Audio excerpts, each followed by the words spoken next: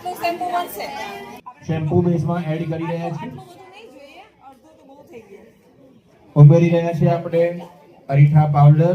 હરીઠા powder નાખો હવે આમળા powder તેમાં ઉમેરીશું. આમળા પાવડર પણ ઉમેરી રહ્યા છીએ.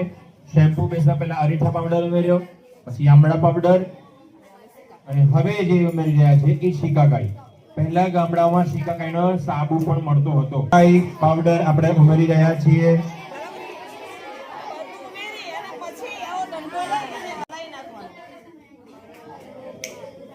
જેથી યોગ્ય રીતે એકબીજામાં ભળી જાય અને એક રસ થઈ જાય.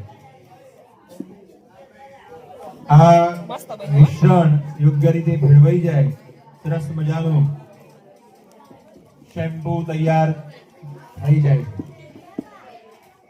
આમાં ભરીશ એટલે તમને દેખાશે. આ બોટલમાં આપણે ભરીશું. આપણે આ શેમ્પુ ભરી રહ્યા છીએ. આ શેમ્પુ તૈયાર થઈ ગયું છે. ખૂબ જ સુંદર રીતે અને ખૂબ જ ઓછા સમયની અંદર આપણે આ શેમ્પુ તૈયાર કર્યું છે.